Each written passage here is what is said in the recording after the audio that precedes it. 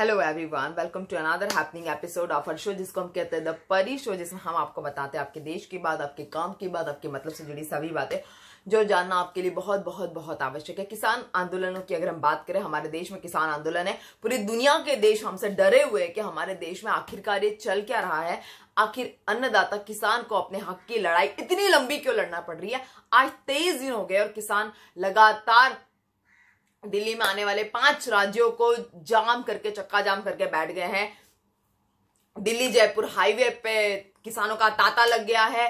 NH-24 पे किसान हैं, गुरुग्राम की सीमाओं पर किसान है और हरियाणा की सरकार जो है, यूपी की सरकार किसानों पर लगातार लाठीचार्ज कर रही है। किसानों को अपने कंट्रोल में रखने के लिए सरकार पुलिस और प्रशासन की कोई भी मदद लेने के लिए जो है पीछे नहीं हट रही है। किसानों को कहती है कि बातचीत से समाधान करेंगे, लेकिन किसान अब किसी तरह की बातचीत नहीं करना चाहते। किसान नेता बुरी तरह से आतंकित है और बुरी तरह से चिढ़े हुए हैं किसान सरकार से कि अगर हमें नहीं चाहिए 3 कानून तो सरकार इसको वापस क्यों नहीं ले लेती है।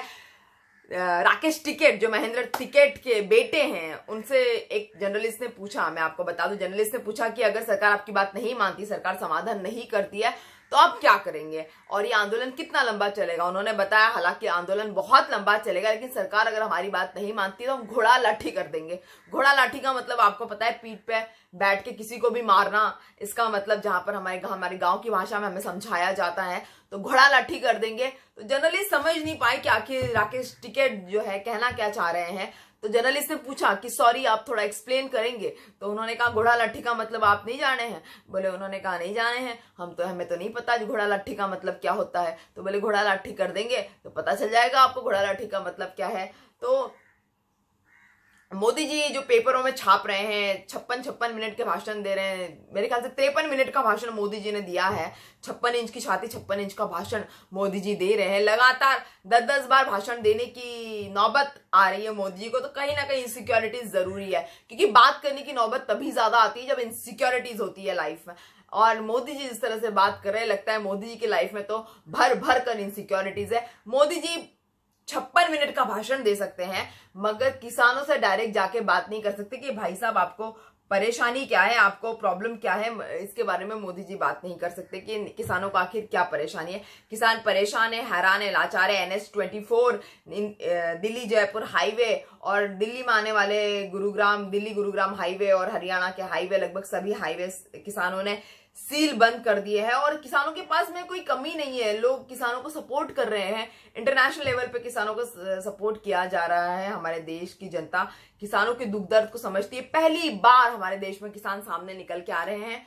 और आज से किसी भी सरकार ने मतलब जब से देश आजाद हुआ है, आज से तो क्या, जब से देश आजाद हुआ है तब से लेके अब तक किसी ने भी सरकार के बारे में किसी भी सरकार ने किसानों के बारे में भलाई नहीं सोची। किसानों के बारे में किसी भी सरकार ने ये नहीं सोचा कि किसानों को उनका हक दे दिया जाए या किसानों को आगे बढ़ाया जाए। किसानों की आमदनी भी अडानी अंबानी की तरह हो जाए। किसान चाहते हैं कि अगर किसान भी इतना इंपॉर्टेंट काम कर रहे हैं देश में, अनाज प्रोवाइड करने का या फसल प्रोवाइड करने का, आलू हो चाहे टमाटर हो चाहे प्याज हो, इसकी फसल उत्पादित करने का इतना इंपॉर्टेंट काम अगर किसान कर रहे हैं, इतना इंपॉर्टेंट काम, तो किसानों को भी उनका अधिकार मिलना चाहिए। किसानों को भी उनका MSP मिलना चाहिए। किसान भी उनका MRP उनकी फसलों पर, उनके बोरों पर लगा सकते हैं। किसान सब इतना ही चाहते हैं। इतनी छोटी सी बात के लिए आज 22 दिन हो गए हैं लगातार किसान धरना दे रहे हैं और सरकार लगातार किसानों का मजाक उड़ा रही है। बार बार उनको बात करने के लिए बुलाती है, लेकिन सरकार बात करने को तैयार नहीं है। बार बार किसानों को बुलाया जा रहा है और उनको भगाया जा रहा है लगातार। और किसानों से सरकार हर बार यही पूछती है कि आप कानून वापस लेने के लिए मत पूछिए, संशोधन आप कर लीजिए। संशोधन करने का मतलब है कि कहीं ना कहीं अगर संशोधन की गुंजाइश है, सुधरने की गुंजाइश है और इंप्रूवमेंट की गुंजाइश है, तो कहीं ना कहीं सरकार को पता है कि सरकार गलत है। अगर आपको संशोधन की गुंजाइश पड़ती है, आप सुधार की गुंजाइश पड़ती है, तो इसका मतलब है कि आप गलत है। मोदी जी मानने को तैयार नहीं है। मोदी जी ने कहा है कि अगर आपको शंका है, कानूनों में शंका है, शंका क्या पूरा के पूरा कानून ही गलत है देखा जाए तो, लेकिन मोदी जी ने कहा है कि अगर आपको कानूनों में शंका है तो हाथ जोड़ के सिर झुकाकर जो है मैं आपके चरणों में नमन करता हूं और पता नहीं क्या क्या मोदी जी कहते रहते हैं, उनके कहने की कोई बात नहीं है, लेकिन मोदी जी कुछ ना कुछ कहते रहते हैं। आपको पता है मोदी जी का कहने का जो है नेचर है, बड़ा ही वाकपटू नेचर है उनका, बक बक बक बक करने का उनका नेचर है। लेकिन ये जो 3 कानून है, ऐसी कौन सी मजबूरी जो हमारे देश के अन्नदाता से भी बढ़ चढ़कर मोदी जी के सिर में बोल रही है। और प्रधानमंत्री मोदी जी के ऊपर किसान बहुत परेशान है और बहुत नाराज है कि ऐसा भी कोई प्रधानमंत्री होता है जो कहता है किसानों की आय डबल हो जाएगी 2022 तक। किसानों की आय जो अभी चल रही है वो भी आय किसानों को थोड़े दिनों में नहीं मिलने वाली है। तो ऐसा कौन सा प्रधानमंत्री होता है जो किसानों की आय को जो है पूरी तरह खत्म करने पर लगा हुआ है। और कॉर्पोरेट कल्चर जो है एग्रो इंडस्ट्री में कॉर्पोरेट कल्चर को लेके आने के लिए आमादा है। और पूरी तरह से मोदी जी जो है अडानी और अंबानी के लिए बने हुए हैं, ऐसा किसानों का मानना है। इसीलिए अडानी और अंबानी के साथ साथ मोदी जी के भी पुतले किसानों ने जलाए हैं। यही नहीं, किसानों ने जियो के कॉल सेंटर पे फोन करके कॉल सेंटर के एम्प्लॉय की भी बहुत ज्यादा धज्जियां उड़ाई है। एक किसान ने कॉल सेंटर पे फोन करके बताया है कि मैडम आप जॉब छोड़ दीजिए क्योंकि आपकी जियो कंपनी बंद होने वाली है, हम आपकी जियो कंपनी को शुरू नहीं रहने देंगे। और आपकी जियो कंपनी जो है फ्रॉड कंपनी है, किसानों के ऊपर किसानों का शोषण कर रही है। और आपके जियो के जो मालिक है वो गरीबों का शोषण करके बने हुए हैं। तो आप जितना जल्दी हो सके जियो कंपनी छोड़ के किसी और कंपनी को ज्वाइन कर लीजिए। तो इस तरह की बातें निकल के सामने आ रही है और किसान जो है लगातार परेशान है। सनी देओल जी जिन्होंने फॉर्म्स लॉ की बैकिंग की है, तो उन्हें Y+ सिक्योरिटी मिल गई। जैसे फॉर्म्स लॉ की बैकिंग करना जैसे कोई बहुत बड़ा अपराध हो, मतलब फॉर्म्स लॉ अपने आप में बहुत बड़े अपराध हो, ऐसा जताया जा रहा है बीजेपी के द्वारा। ये भी बीजेपी की एक ट्रिक है, जहां पर बीजेपी पश्चिम बंगाल में ममता सरकार को बिल्कुल रफू चक्कर करने में, ममता सरकार की बैंड बजाने में लगी हुई है। अमित शाह जी ने ममता जी से कहा है कि ममता जी आपने भी जब टीएमसी बनाई थी तो आप भी कांग्रेस से ही बाहर निकली थी और आपने टीएमसी बनाई थी। तो हम अगर शुभेंदु अधिकारी जैसे बड़े बड़े नेताओं को बीजेपी में ले रहे हैं, बीजेपी में उनका स्वागत कर रहे हैं, तो कोई बुरी बात नहीं है ममता जी। एक तरफ तो किसानों के सर पर बीजेपी तांडव कर रही है, दूसरी तरफ ममता बनर्जी के दिमाग की नसों को बुरी तरह से हम कह सकते हैं दुखा कर रखा है। नस दुखाने का मतलब होता है टेंशन देना। तो ममता जी की नसों को बुरी तरह से दुखा कर रखा है बीजेपी ने। और लगभग टीएमसी के जितने बड़े नेता है वो बीजेपी में जा रहे हैं और टीएमसी के नेता जो है वो बीजेपी में आना चाहते हैं। टीएमसी के बड़े नेताओं ने ये उद्घोषणा की है कि ममता जी जो है भाई भतीजावाद की पॉलिसी चला रही है राजनीति में, इसलिए बहुत सारे नेता बीजेपी में जाना चाहते हैं। जैसे बीजेपी में भाई भतीजावाद नहीं चलता है। अगर आप देखेंगे तो भाई भतीजावाद के नाम पे नेपोटिज्म जिसको कहते हैं, नेपोटिज्म के नाम पर बीजेपी जो है नंबर 1 की पोजीशन पे है। बीजेपी के जितने बड़े नेता है वो सब हाई क्लास कॉर्पोरेट बन चुके हैं, कॉर्पोरेट बिजनेस इनके चल रहे हैं और हाई क्लास बिजनेसेस सारे नेताओं के चल रहे हैं। तो अगर आप कहते हैं कि दूसरे नेता जो है बीजेपी के अलावा दूसरे नेता कॉर्पोरेट नेपोटिज्म चला रहे हैं, तो मैं आपको बता दूं बीजेपी के जितने बड़े नेता हैं सारे कॉर्पोरेट में अपने बच्चों को बैठा के रखा हुआ है और सभी जो है हाई क्लास बिजनेस में है और कम से कम 25 से 50 हजार करोड़ तक इनके प्रॉफिट्स हैं। तो आप भूल जाइए कि दूसरे नेता नेपोटिज्म चला रहे हैं और बीजेपी के नेता जो है नेपोटिज्म से कहीं अछूते हैं, तो आप तो ये भूल ही जाइए। उसके बाद में अनूप वार्ष्णेय करके जो है एक बार यूपी के एक नेता है बीजेपी के, अनूप वार्ष्णेय ने एक बार फिर देशभक्ति का प्रचार किया। मैं आपको बता रही यूपी से इतनी खबरें आ रही है कि बताना बहुत मुश्किल हो रहा है।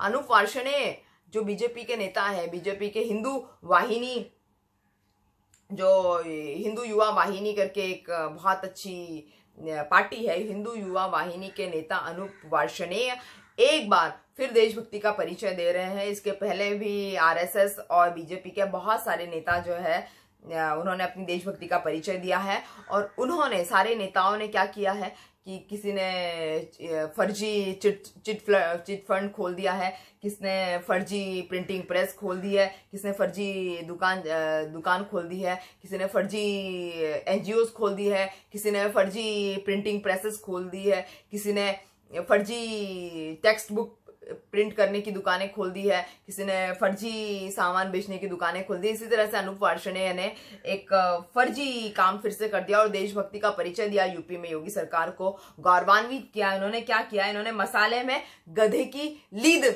मिलाकर देशभक्ति का परिचय दिया। गधे की लीद, आपके जो मसाले हैं जो आप सब्जी में डालते हैं, जो आप चिकन इतना चाव से खाते हैं, जो आप इतनी चाव से मिक्स वेज खाते हैं, पनीर मटर इतने चाव से खाते हैं, उसमें गधे की लिद मिली हो तो आपको कैसा लगेगा। ऐसा अनूप वार्ष्णेय ने काम किया। अनूप वार्ष्णेय हालांकि बड़े फेमस नेता है, आप लोग जानते होंगे, तो ये काम अनूप वार्ष्णेय ने किया है। तो एक बार फिर यूपी में अनूप वार्ष्णेय जैसे नेता जो है वो सामने आ रहे हैं और बहुत ही बढ़ चढ़कर गधे की लीद मिला रहे हैं। यही नहीं, बीजेपी के और भी जो चेले चमचे हैं बड़े बड़े लेवल पे काम कर रहे हैं, बड़े बड़े लेवल पे बड़े बड़े काम कर रहे हैं। जेपी नड्डा जी तो पूरे देश के दौरे पर निकल चुके हैं। रामदेव जी के जो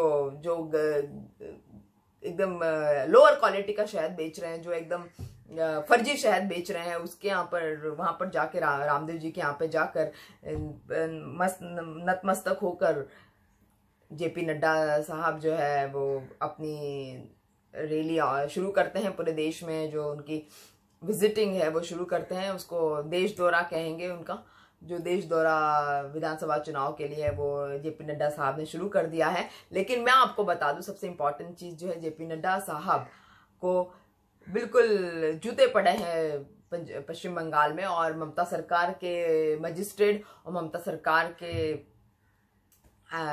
डीएसपी को बुलाया गया है दिल्ली में, जो ममता ने मना कर दिया कि उनमें से कोई भी वहां पर जाने के लिए तैयार नहीं है। लेकिन मैं आपको बता दूं, सबसे ज्यादा इम्पोर्टेंट चीज ये है कि बीजेपी जो है पूरी तरह से ममता सरकार को घेर रही है और इस बार ममता सरकार का सत्ता में आना पॉसिबल नहीं है। अमित शाह जी ने तो ये भी कहा है कि ममता दीदी ये तो कुछ भी नहीं है, अभी तो आपके कुछ ही नेता हमारे बीजेपी के पाले में आए हुए हैं, शुभेंदु अधिकारी जैसे इंपॉर्टेंट नेता हमारे पाले में आए हुए हैं, थोड़े दिनों बाद आप इतनी अकेली रह जाएगी कि आप चुनाव भी शायद ना लड़े। तो ऐसा ममता जी को अमित शाह जी का कहना है। अमित शाह जी बिल्कुल पश्चिम बंगाल पर बुरी तरह से नजरें गड़ाए हुए हैं और पश्चिम बंगाल को बिल्कुल किसी भी हालत में छोड़ना नहीं चाहते। इसी पर राहुल गांधी जी जो है लगातार ट्वीट कर रहे हैं कि किस तरह से बीजेपी सत्ता के पीछे पागल है, सत्ता पर के पीछे इतनी ज्यादा पागल है कि किसी भी तरह का हथकंडा आजमाने से बीजेपी सरकार बाज नहीं आ रही है, ऐसा राहुल गांधी जी का कहना है। राहुल गांधी जी का ये भी कहना है, किसान चाहते हैं कि उनकी इनकम जो है डबल हो जाए, पंजाब के किसानों ऐसी इनकम हो जाए, हरियाणा के किसानों की इनकम हो जाए, लेकिन किसानों को भूखे मारने के लिए इस सरकार का बहुत बड़ा हाथ है। ये सरकार जब से 6 सालों से आई हुई तब से किसानों की हालत बद से बदतर हो गई है और किसानों की जो एमएसपी है उसकी भी बिल्कुल धज्जियां उड़ा रखी है सरकार ने 6 सालों से। और ये सरकार जो है किसी भी हिसाब से किसानों के काम की सरकार नहीं है, ऐसा राहुल गांधी जी ने ट्वीट किया। राहुल गांधी जी कह रहे हैं कि सुप्रीम कोर्ट को किसानों के लिए कुछ करना चाहिए, लेकिन सुप्रीम कोर्ट भी किसानों के लिए कुछ करने को तैयार नहीं है। किसान कानूनों के खिलाफ किसान सुप्रीम कोर्ट तो पहुंच चुके हैं, लेकिन सुप्रीम कोर्ट किस तरह से किसानों की मदद कर सकती है ये हमें देखने वाली बात होगी और ये हमें देखना बहुत ज्यादा जरूरी है कि सुप्रीम कोर्ट में किसानों ने दिल्ली पुलिस के खिलाफ एफआईआर भी दर्ज की है और दिल्ली पुलिस के खिलाफ एफआईआर दर्ज करने के साथ साथ केंद्र सरकार के विरुद्ध भी सुप्रीम कोर्ट में जो एफआईआर किसानों ने दर्ज की है, केंद्र सरकार के प्रति उनका आक्रोश भी नजर आ रहा है कि केंद्र सरकार उनको लगातार इग्नोर कर रही है। 22 दिन हो गए हैं देश के अन्नदाताओं के साथ में ऐसा रवैया कोई भी सरकार, कोई भी देश की सरकार हो, किसी भी देश की सरकार हो या सत्ता हो, वो ऐसा नहीं कर सकती है। लेकिन हमारे देश के प्रधानमंत्री जिनका गुजरात मॉडल था, गुजरात मॉडल के बल पे जो सत्ता में आए हैं और जो इतनी पब्लिसिटी के बल पे सत्ता में आए हैं, मोदी जी के गुजरात में ही सबसे ज्यादा भूखमरी आज की डेट में है, सबसे ज्यादा कोरोना के केसेस आज की डेट में है। तो ये कैसा गुजरात मॉडल है? सभी विशेषज्ञ पूछना चाह रहे हैं कि आखिर ये कैसा गुजरात मॉडल है जहाँ पर सबसे ज्यादा भूखमरी है। कोरोना काल में तो लोग भूखे मर रहे हैं और सबसे ज्यादा कोरोना के केसेस भी गुजरात में ही है। लेकिन ठीक है, आगे आगे देखो होता है क्या, सुप्रीम कोर्ट क्या इस पे अपना फैसला सुनाती है किसानों के एफआईआर पे, दिल्ली पुलिस के खिलाफ क्या कार्रवाई सुप्रीम कोर्ट करती है और किस तरह से किसानों को सुप्रीम कोर्ट फायदा पहुंचाती है। लेकिन किसानों के नेता जो है वो बहुत ज्यादा सरकार से नाराज है। राकेश टिकैत साहब जो है और गुरमीत सिंह चटूनी, इस तरह के जो नेता है, बहुत फेमस नेता है ये लोग, जोगिंदर सिंह, ये लोग बहुत फेमस नेता है किसानों के, और इनके मतलब खानदानी चले आ रहे हैं, इनके पिताओं और दादाओं के जमाने से ये लोग किसानों के नेतृत्व के शिरोमणि रहे हैं। तो राकेश टिकैत साहब ने तो कहा है कि अगर मोदी जी उनकी समस्या का समाधान नहीं करेंगे तो आंदोलन बहुत लंबा चलने वाला है और मोदी का हल निकाल देंगे। मतलब इस तरह की लैंग्वेज हो रही है, आपको पता ही होगा हल निकाल देना मतलब क्या होता है। तो कहते हैं मोदी जी का हम हल निकाल देंगे। उन्होंने ये भी कहा कि घोड़ा लाठी कर देंगे, अगर मोदी जी उनकी बात नहीं मानते तो घोड़ा लाठी कर देंगे। घोड़ा लाठी मतलब कूटना, बिल्कुल पीठ पे बैठ के अच्छी तरह से पीटना, कूटना मतलब होता है, तो वो कर देंगे। उसके बाद में मतलब अलग अलग नेता बहुत ज्यादा परेशान है। गुरनाम सिंह चटूनी का तो ये भी कहना है कि सरकार जो है उनको मिसगाइड करती है, हर बार नई चीज उनके सामने लेकर आती है, किसान नेताओं के बीच में फूट डालने का काम कर रही है। कभी 5 किसान नेताओं को बुलाती है, कभी 10 किसान नेताओं को बुलाती है, पूरे 40 किसान नेताओं को एक साथ नहीं बुलाती है। तो सरकार कहीं ना कहीं एक माइंड गेम खेल रही है उनके साथ में, जिसमें आज के टैलेंटेड पढ़े लिखे किसान, जिनके बच्चे इतने ज्यादा पढ़ लिख गए हैं, जो इतने ज्यादा टैलेंटेड है, इनको राजनीति से लेकर, इनको फसल से लेकर, इनको केमिकल्स से लेकर, जो फसल में यूज होता है केमिकल से लेकर, दवाइयों से लेकर, कीटनाशकों से लेकर, तो बीजों से लेकर सब चीज की जानकारी, they are well informed, well educated and well learned. तो इस तरह के आज के जमाने में जो किसान हो गए, इनको बेवकूफ बनाना, जैसे 75 ईयर्स से हमारे देश में किसानों को बेवकूफ बनाया जा रहा है, उस तरह से अब की सरकार किसानों को बेवकूफ नहीं बना सकती है। किसानों का यह भी कहना है कि वो सिर्फ और सिर्फ सरकार से बात कर रहे हैं, उनको बीजेपी या कांग्रेस से मतलब नहीं है। उन्होंने कहा है कि हम सिर्फ सरकार से बात करें, बीजेपी के नेता तो हमारे साथ भी आते हैं धरना देने के लिए, आंदोलन करने के लिए, तो हमारा किसी बीजेपी या कांग्रेस से लेना देना नहीं है। किसानों के नेताओं का कहना सिर्फ देश की सत्ताधारी पार्टी से है, सत्ताधारी सरकार से है, जो देश के पद जो सबसे उम्दा पद पे बैठे हुए हैं हमारे मोदी जी, जो इतने गरिमामय पद पर बैठे हुए हैं, उनसे उनका लेना देना है किसानों का। और नरोत्तम सिंह जी जो हमारे किसान नेता है, वो भी कह रहे हैं कि किसानों को समझाना चाहिए कि उनके फायदे में ये सारी चीजें हैं। मोदी जी भी बार बार यही कह रहे हैं कि किसानों को बैठ के समझाना चाहिए, किसानों की फायदे की बात है, लेकिन किसान कह रहे हैं कि उनको ऐसा फायदा नहीं चाहिए है। तो उस बात का क्या? अगर आप मुझे एक चॉकलेट देंगे, 2 चॉकलेट देंगे, 3 चॉकलेट देंगे, 3 कानून पारित हो गए हैं, 3 चॉकलेटें किसानों को दे दी है, 3 चॉकलेट किसानों को नहीं चाहिए। वो कह रहे हैं हमें चॉकलेट नहीं चाहिए भैया, तो मत दो ना चॉकलेट देते जा रहे हैं। सरकार इतनी चॉकलेट दे रही, इतनी चॉकलेट दे रही, समझ में नहीं आ रहा है। तो इतनी चॉकलेट सरकार क्यों देना चाह रही है? सरकार को इतनी चॉकलेट नहीं देना चाहिए किसानों को, सरकार ये कहना चाह रही है। और अगर सरकार नहीं मानी तो किसान बहुत ज्यादा परेशान है, बहुत ज्यादा निराश है और बहुत ज्यादा तपे हुए, एकदम चिड़े हुए हैं सरकार से। तो किसानों का यह मानना है कि अगर सरकार हमारी बात नहीं मानती है तो हम जो है डायरेक्ट दिल्ली में घुस जाएंगे और 26 जनवरी को हम अपना जो मार्च करेंगे, हम जो 26 जनवरी पे प्रोग्राम होता है हमारा, जो परेड होती है 26 जनवरी पे, वहां पर जाके परेड करेंगे। हमें नहीं घुसने देंगे, हम जबरदस्ती घुस जाएंगे, आतंक करेंगे, हंगामा करेंगे, नौटंकी करेंगे, ड्रामेबाजियां करेंगे, लेकिन हम इस बार डरने वाले नहीं है सरकार से, क्योंकि देश हमारा भी है, हक हमारा भी, सरकार हमने बनाई है। अगर हम सरकार को हवाई जहाज पे 900 करोड़ के हवाई जहाज पे अगर हम प्रधानमंत्री जी को पहुंचा सकते हैं तो हम जमीन पे भी लाकर फेंक सकते हैं, ऐसा किसानों का कहना है, जो कि अपने आप में अच्छी बात है। इतना ज्यादा कॉन्फिडेंस किसानों का होना अपने आप में बहुत अच्छी बात है। तो राकेश टिकैत साहब का ये भी कहना है कि मोदी जी झूठे हैं, मोदी जी की जो 10 पेज की जो चिट्ठी लिखी है मोदी जी ने, वो भी झूठी है, मोदी जी के वादे झूठे हैं, मोदी जी बिना सिर पैर की बातें करते हैं। और बहुत सारे किसानों का तो ये भी कहना है कि इतना झूठा प्रधानमंत्री उन्होंने अपनी लाइफ में नहीं देखा। प्रधानमंत्री कोई ऐसा होता है, हम 80-80, 85 साल के वृद्ध पुरुष, क्या इनको खलिस्तानी नजर आते हैं? क्या इनको पाकिस्तानी नजर आ रहे हैं? मोदी जी खुद चिट्ठी लिख रहे हैं पाकिस्तान के पुराने प्रधानमंत्री को और बता रहे कि किस तरह से वो उनकी मम्मी के लिए जो है गिफ्ट लेकर चले गए थे और किस तरह से उनकी विजिट थी वहां पर और किस तरह से उनको हैप्पी बर्थडे विश किया गया, उनकी मम्मी को हैप्पी बर्थडे विश किया गया मोदी जी के द्वारा। तो इस तरह के प्रधानमंत्री से किसान बुरी तरह चिड़े हुए हैं, तपे हुए। किसान चाहते हैं कि इस तरह के प्रधानमंत्री को कंट्रोल में रहना चाहिए, इस तरह के प्रधानमंत्री को समझ में आना चाहिए कि देश के किसान की वैल्यू क्या होती है, देश के अन्नदाता की वैल्यू क्या होती है। देश में इस तरह के आंदोलन को इग्नोर 22 दिन तक करने का नतीजा क्या होता है, इसका सबक वो मोदी जी को सिखाकर जाएंगे। उन्होंने ये भी कहा है कि वो किसी से डरते बरते नहीं है, मोदी जी जैसे लोगों से वो डरते नहीं है, क्योंकि मोदी जी को जो सत्ता दी है, मोदी जी को जो गद्दी दी है, वो किसानों ने ही दी है। तो खैर ये सारी बातें हो गई है। लेकिन मैं चाहती हूँ कि जिस तरह से गुजरात मॉडल में लोग भूखे मर रहे हैं वैसे हमारे देश में भूखे मरने की नौबत ना है, क्योंकि ऐसे ही अगर किसान आंदोलन 2 महीने तक चलता रहा तो देश में हर किसी को भूखे मरने की नौबत आएगी। किसान किस तरह से हवा में, पानी में, बरसात में, ठंड में, किस तरह से सुबह 4 बजे उठ के, 5 बजे उठ के, 6 बजे उठ के किसान स्ट्रगल करता है, जद्दोजहद करता है उसकी फसल को हेल्दी और हष्ट पुष्ट बनाने के लिए, फसल को बेहतर बनाने के लिए। जिस तरह से किसान की स्ट्रगल होती है, जिस तरह से मेहनत होती है, शायद मोदी जी चाय बेचने वाले लोग, मोदी जी जैसे चाय बेचने वाले लोग, किसानों का ऐसा कहना है, आप मुझे मत लिखिएगा कमेंट सेक्शन में, मोदी जी जैसे चाय बेचने वाले लोग इस तरह की स्ट्रगल को, इस तरह की मेहनत को, इस तरह के उनके जज्बे को, इस तरह के उनकी हार्ड वर्किंग नेचर को कभी नहीं पहचान सकते और उसका रिस्पेक्ट भी नहीं कर सकते, क्योंकि जब हार्ड वर्किंग खुद ही ने नहीं किया तो दूसरे का रिस्पेक्ट कहां से करेंगे। ऐसा किसान के नेताओं का मानना है, ऐसा मैं बिल्कुल नहीं कह रही हूँ, आप प्लीज कमेंट सेक्शन में मत लिखिएगा। और मोदी जी के ऊपर जो है उनकी जो झूठे भाषण, जो फालतू के भाषण कर रहे हैं, मोदी जी बकवास कर करके अपना टाइम वेस्ट कर रहे हैं, उस पर किसान तपे हुए हैं, बुरी तरह से चिड़े हुए हैं।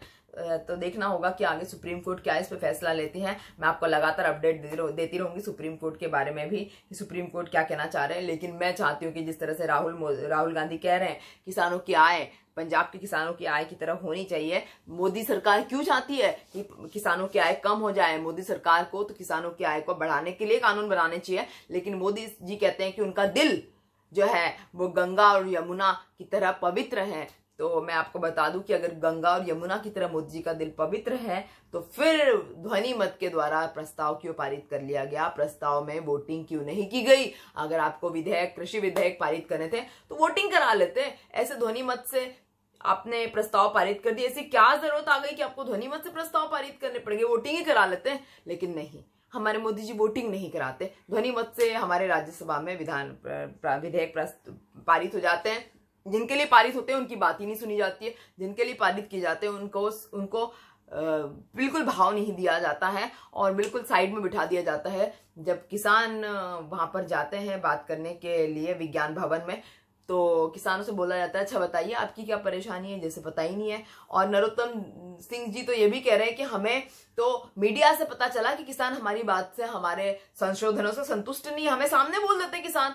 तो जब किसान आपके यहाँ से विज्ञान भवन से उठकर गए तो क्या आपको समझ में नहीं आ रहा था किसान सेटिस्फाइड नहीं आपकी बात से? तो नरोत्तम सिंह ने कहा कि जो किसान है वो नाराज है, पता नहीं नाराज क्यों है, उनको समझ में नहीं आ रहा है। तो नरोत्तम सिंह जी, पीयूष गोयल जी, सभी लोग यही कह रहे हैं कि हमें पता ही नहीं कि किसान नाराज क्यों है, हम समझना चाहते हैं कि आखिर किसान नाराज क्यों है। मतलब देखिए कितने भोले भाले हमारे नेता, इतने भोले नेता भले आपने कहीं देखे हैं भला?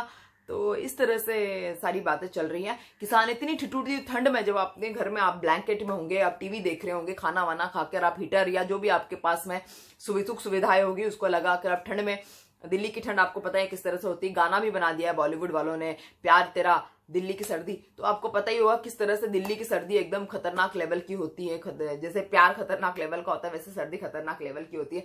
तो दिल्ली की सर्दी में जो किसानों ने अपना आंदोलन जारी रखा, किस तरह से ट्रक्स के नीचे, ट्रैक्टर्स के नीचे, किस तरह से जमीनों पे भले ही रजाई लेकर, और जिस तरह से भी किसान अपना इंतजाम करके एक हाईवे और मेगा हाईवेज पर किसान है, आप समझ सकते हैं कि उनकी हालत कितनी दयनीय होगी और कितनी ज्यादा प्रेरणास्पद होगी। लेकिन हमारी सरकार बिल्कुल इंस्पायर होने को तैयार नहीं, हमारी सरकार बिल्कुल भी दया दिखाने को तैयार नहीं है, हमारी सरकार बिल्कुल भी अपने अहम को छोड़ने के लिए तैयार नहीं है, भले ही किसान मर जाए। पता नहीं कितने ही किसान शहीद हो गए, मैंने आपको पिछला वीडियो जो बताया था मैंने आपको बताया था कि करीब करीब 15 किसान शहीद हो गए। उस बात को 1 हफ्ता हो गया है और मैं आपको बता रही हूँ कि 30 से ज्यादा किसान जो है शहीद हो गए हैं। और ये किसान जो है वो शहीद हुए हैं और अलग अलग रीजन से हुए, मैं नहीं कहती सरकार की वजह से शहीद हो रहे हैं।